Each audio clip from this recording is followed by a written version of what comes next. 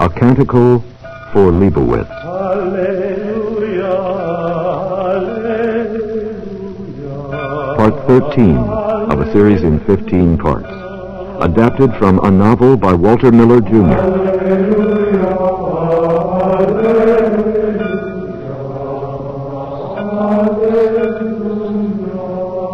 A Canticle for Leibowitz. Here continues the chronicle, set down daily by the brethren of Isaac Edward Leibowitz, in their abbey in the desert of the southwest. Quote, Now during the abbacy of Dom Jethro Zerke, the world had come once more to enjoy its ancient heritage of skills and wealth. Nevertheless, the world had also come once more to the brink of a new war, and this would, with the new skills, destroy the world and all who lived therein. Moreover, this war was nigh begun. Great engines of battle had already rained down fire and destruction in more places than one, and only a frail truce stood between the possibility of life and the likelihood of death. If life on earth should perish, then the memorabilia, the memory of earth, must go where life remained, among the human colonies on distant stars. To that end there stood ready a starship, primed and provisioned, and ready to depart should war itself follow upon the words, Lucifer is fallen, which words were to herald the probability of war. And lo, these words were already spoken. Outward in space, therefore, this vessel would journey, manned by monks of our order, skilled in the craft of such machines and in the keeping of the memorabilia. The abbot searched in his mind who might best captain the ship, and it seemed good to him to choose one of the lay brethren, Joshua by name. Him therefore he bade consider the matter, to become the captain, and therewith to become a priest also, and bade him furnish an answer within 3 days. And as they went to supper, Abbot Zerke and Brother Joshua found in their path, at the door of the refectory, the peasant woman whose custom it was to bring unto the abbey for sale baskets of tomatoes. And this same woman, Mrs. Grayles by name, was not as others are, for the world is much peopled with those born disfigured. Yea, and that long since, for 18 centuries now, from the time of what men call the Third World War. And behold, Mrs. Grayles' disfigurement was very grievous, for on her left shoulder she had a second head.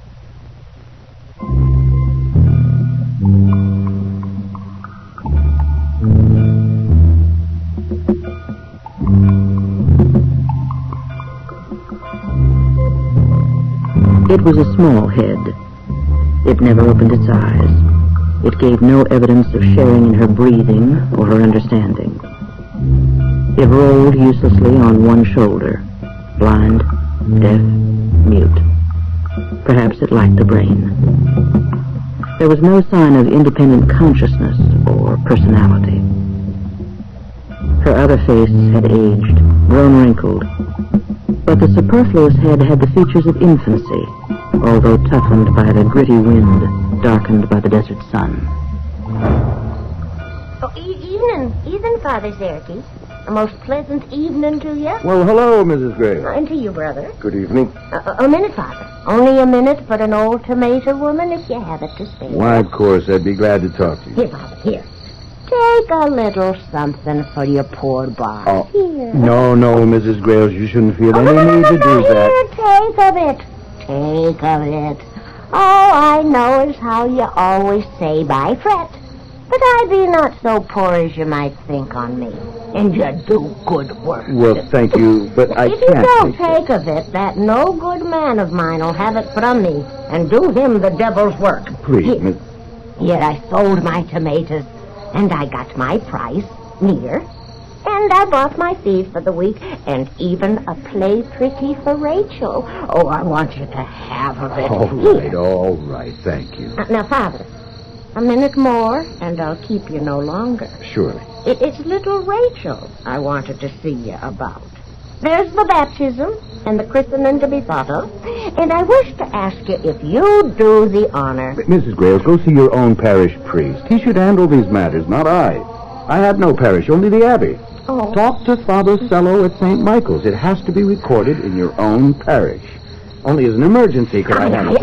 That I know. But I saw Father Cello. I brought Rachel to his church, and the fool of a man would not touch her.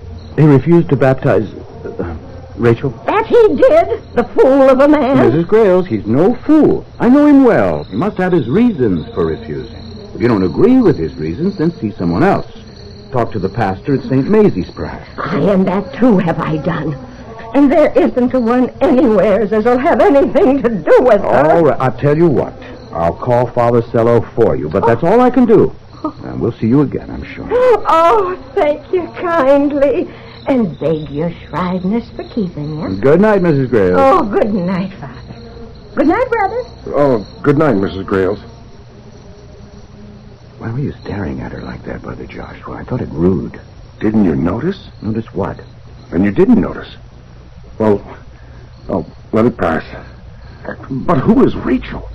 And why won't they baptize the child? Is she Mrs. Grayles' daughter? That's what Mrs. Grayles contends, but there's some question as to whether Rachel is her daughter, her sister, or merely an excrescence growing out of her shoulder. Rachel? Her other head? Don't shout so she'll hear you yet. And she wants it baptized? Rather urgently, wouldn't you say? Seems to be an obsession. Well, how do they settle such things? I don't know, and I don't want to know. I'm grateful it's not up to me to figure it out.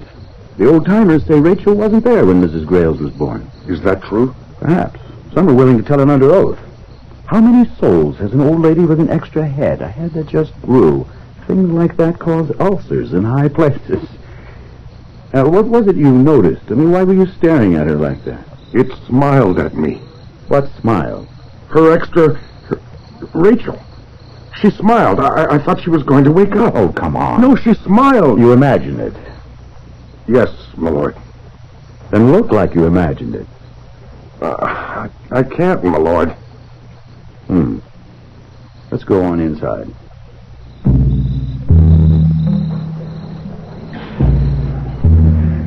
In the refectory, no food had yet appeared. Tables were bare. Supper had been deferred. The abbot rapped for silence, then gestured his prior, Father Leahy, toward the lectern. The prior looked pained for a moment before speaking. In the event that an attack warning is sounded, the following brothers are to report immediately to Old Abbey Courtyard for special instructions. If no attack warning comes, the same brothers will report there anyway the day after tomorrow morning, right after Matins and Lauds. Names: Brothers Joshua, Christopher, Augustine, James, Samuel, Thomas. The monks listened with quiet Laurence, attention. Carl, There were 27 names in all, but David, no novices among them. Andrew, Chrysostom, Some were eminent scholars. Damasus, There were a janitor and a cook as well. Placidus, At first hearing, one might assume the names had been drawn from a box. Mark, and By the John. time Father Leahy had finished the list, some of the brothers were eyeing each other curiously. And this same group will report to the dispensary for a complete physical examination tomorrow after prime. Tommy? Yes. Just one thing. Brothers, let us not assume there is going to be war. Let's remind ourselves that Lucifer has been with us, this time for nearly 2 centuries, and was dropped only twice in sizes smaller than megaton. We all know what could happen if there's war. The genetic festering is still with us from the last time man tried to eradicate himself. Back then, in St. Leibowitz time, maybe they didn't know what would happen. Or perhaps they did know but couldn't quite believe it until they tried it. Like a child who knows what a loaded pistol is supposed to do but who never pulled a trigger before. They had not yet seen 1 billion corpses. They had not seen the stillborn, the monstrous, the dehumanized. They had not yet seen the madness and the murder, the blotting out of reason. Then they did it, then they saw it. Now, the princes, the presidents, the presidiums, now they know. With dead, certainty. They know it, and they've kept the peace. My sons, they cannot do it again. Only a race of madmen could do it again. The abbot paused. Someone had laughed. In the midst of silence, someone had laughed. Zerky frowned. An old man had laughed. An old fellow with a brushy beard stained yellow about the chin, wearing a burlap bag with armholes. He continued to laugh at Zerky. He looked old as a rain-worn crag. Who are you, if I may ask? Have I seen you somewhere before? Shmilata! I don't quite understand. Call me Lazarus. Lazarus? Zerky shrugged and signaled for the meal to begin. After supper, Lazarus limped off down the road, then paused to listen to the wind. The wind brought the throb of rocketry from the south. Ground-to-space interceptor missiles being fired into orbit. The old man gazed at the faint red disk of the sun while he leaned on his staff and muttered to himself, or to the sun. Omens. Omens.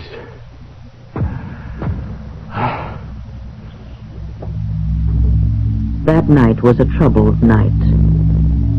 A night that belonged to Lucifer. It was the night of the Atlantic assault against the Asian space installations. In swift retaliation, an ancient city died.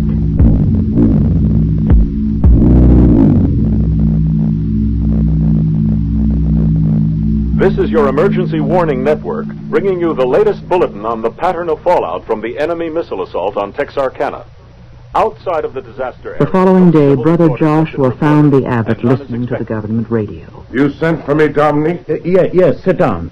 In a surprise attack, the Space Forces of the Atlantic Confederacy last night struck at 3 concealed Asian missile sites located on the far side of the moon, known to be involved in a guidance system for space-to-Earth missiles. It was expected the enemy would retaliate against our forces in space, but the barbarous assault on our capital city was an act of desperation which no one anticipated. A ceasefire order has been issued by the World Court, with a suspended proscription involving the death sentence against the responsible heads of government of both nations. Being suspended, the sentence becomes applicable only if the decree is disobeyed. Special bulletin: our government has just announced its intention to honor the ceasefire for 10 days if the enemy agrees to an immediate meeting of foreign ministers and military commanders on Guam. 10 days? It doesn't give us enough time. The Asian radio, however, is still insisting that the recent thermonuclear disaster in Itaewon, causing some 80,000 casualties, was the work of an errant Atlantic missile, and the destruction of the city of Texarkana was therefore retaliation in kind. Where's the truth? What's to be believed? Or does it matter? When mass murder's answered with mass murder, there's no longer much meaning in asking whose axe is the bloodier. Evil on evil piled on evil. Was there any justification in our police action in space? How can we know? Certainly there was no justification for what they did. Or was there? We only know what that thing says, and that thing is a captive. The Asian radio has to say what will least displease its government. Ours has to say what will least displease our fine, patriotic, opinionated rabble, which is what the government wants it to say anyhow. So what's the difference? Dear God, there must be 500,000 dead if they hit Texarkana with the real thing. Oh, God of Jacob, God even of Cain, why do they do it all again? Forgive me, Brother Joshua, I'm raving. Are the brothers in the courtyard yet? About half of them were when I passed. Good. Now I want you to start looking over these plans for where the flock shall wander. Read the précis. Look at the table of organization. Read the procedural outline. You'll have to study the rest in detail, but later. Yes? This is Robot Operator 6 calling. Reverend Father Jethro Zerke Abbott, please. Speaking.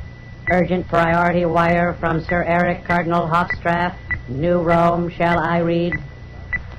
Yes, read the text of it. I'll send someone down later to pick up a copy. Text as follows. The flock is to undertake its journey. First part of work assigned to your order is to begin immediately. Please confirm receipt. Receipt acknowledged. Will there be a reply? Reply as follows. To His Eminence Eric Cardinal Hofstraff, obedient greetings from Jethro Zerke Abbott. Concerning the matters in question, I have now issued orders that the brethren who will be going forth shall this day be ready to be sent to New Rome by the first available flight. End of text. Out. So, Brother Joshua, you've read the crux of the plan. Are you ready to get nailed on it? I'm not sure I understand. I asked you 3 questions yesterday. I need the answers now. I'm willing to go. That leaves 2 to be answered. I'm not sure about the priesthood, Dominic. Look. You'll have to decide. An abbot will be elected by secret ballot of the professed, of course, but you are the most obvious choice. If you have a vocation to the priesthood, have you or haven't you? There's your inquisition, and the time's now, and a brief time it is, too. But, Reverend Father, I'm not through studying. It doesn't matter. Besides the 27-man crew, others are going too. 6 sisters and 20 children, some scientists, and 3 bishops. They can ordain you when they feel you're ready. You'll be in space for years, you know. But we want to know whether you have a vocation, and we want to know it now. I don't know. Would you like a half hour? Would you like a glass of water? I tell you, son, if you're going to lead the brethren of Leibowitz, you'll have to be able to decide things here and now. Can you speak? Dominic, I'm not certain. You can croak anyhow. I don't think I'm able. Listen, none of us has been able. But we've tried, and we've been tried. It tries you to destruction, but you're here for that. This order has had abbots of gold, abbots of cold, tough steel, abbots of corroded lead, and none was able, although some were abler than others, some saints even. Oh, the gold got battered, the steel got brittle and broke, the corroded lead got stamped into ashes. Me, I've been lucky enough to be quicksilver. I spatter, but I run back together somehow. What are you made of, son? Puppy dog tails, and I'm scared, Reverend Father. Take an hour to think. A drink of water, a drink of wind. Totter off a while. If it makes you seasick, throw up. If it makes you terrified, scream. If it makes you anything, pray. But come into the church before Mass and give us your answer. The order is fissioning, and the part of us that goes into space goes forever. Are you called to be its shepherd, or are you not?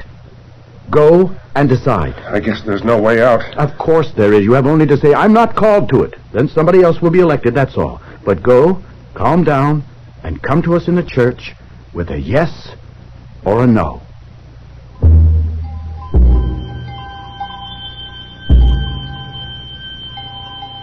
The darkness in the courtyard was nearly total. Only a thin sliver of light from under the church doors. 26 of his brethren were in there waiting. He could see the red dot of the sanctuary lamp. Fire, kindled in worship, burning in praise. Fire, loveliest of the 4 elements of the world, and yet an element, too, in hell. It had also scorched the life from a city this night. How strange of God to speak from a burning bush, and of man to make a symbol of heaven into a symbol of hell.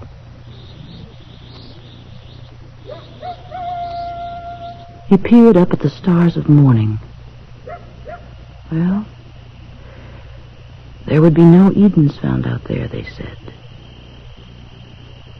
Yet there were men out there now.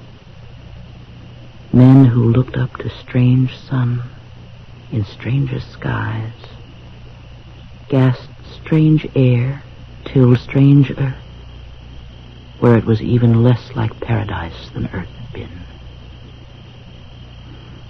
Fortunately for them, perhaps, The closer man came to perfecting for themselves a paradise, the more impatient they seemed to become with it, and with themselves as well. When the world was in darkness and wretchedness, it could believe in perfection and yearn for it. But when the world became bright with reason and riches, it began to sense the narrowness of the needle's eye, and that rankled for a world no longer willing to believe or yearn. Well,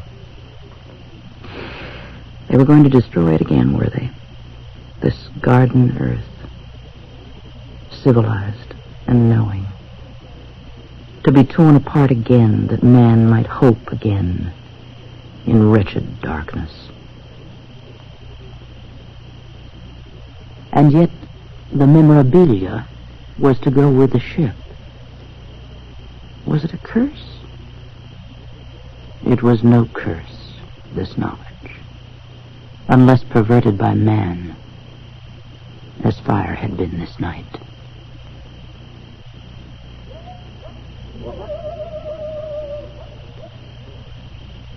Oh, Lord, call me a priest. Call me abbot even. Set me to watch over my brethren. Is Reverend Father really so sure of me as all that, to drop it on me in this way? He must be more certain of me than I am of myself. Lord? Lord.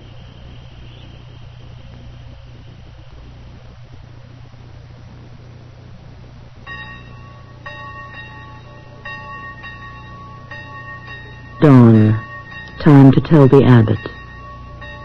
And tell him what? Joshua started toward the church, slipped inside, and went to kneel next to the abbot.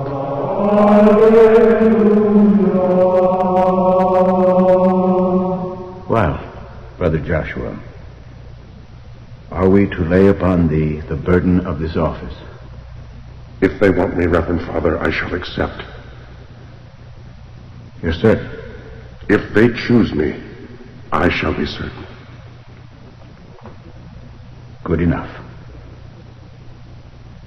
Thus it was settled. While the sun rose, a shepherd was elected to lead the flock. It wasn't easy to charter a plane for the flight to New Rome. By mid-afternoon, though, clearance had been granted, and Zerke said his farewells. Brethren, you are the continuity of the order. With you goes the memorabilia. Wherever man goes, you and your successors will go. And with you, the records and remembrances of 4,000 years and more. Be for man the memory of earth and origin. Remember this earth. Don't forget her. But never come back. If you ever come back, you might meet the archangel at the east end of earth, guarding her passes with a sword of flame. I feel it. Space is your home hereafter. God bless you, and pray for us. Goodbye, son. He moved slowly among them, pausing to embrace and bless each one. God bless you, Thompson. He had spoken as if the destiny of Brother Joshua's group were as clear-cut as the prayers prescribed for tomorrow's office. But both he and they knew that he had only been reading the palm of a plan. For Brother Joshua's group was only beginning the first short lap of a long and doubtful journey, a new exodus from Egypt, under the auspices of a God who must surely be very weary of the race of man. Those who stayed behind had the easier part. Theirs was but to wait for the end and pray that it would not come. From the place of ground zero, oh Lord, deliver us from the reign of the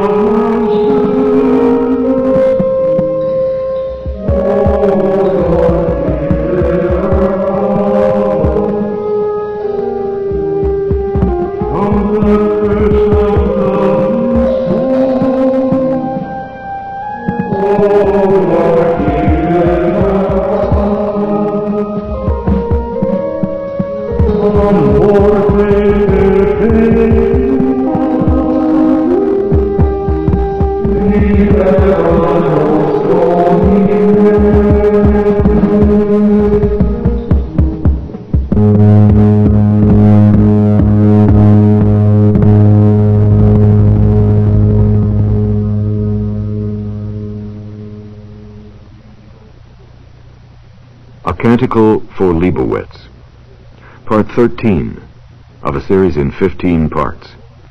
Adapted from a novel by Walter Miller, Jr. Bart Haymond is Abbot Zerke. Marcia Lewis plays Mrs. Grayles. Fred Coffin is Brother Joshua. Also in the cast Herb Hartig and Merwin Goldsmith. Narration by Carol Cowan. Adaptation by John Reeves. Music by Greg Fish and Bob Budney and the Edgewood College Chant Group. Special effects, Vic Marsh. Engineering and mixing, Marv Nunn. The program was directed by Carl Schmidt.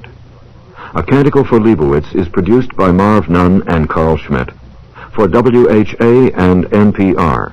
Major funding for this program is provided by the Corporation for Public Broadcasting and the National Endowment for the Arts.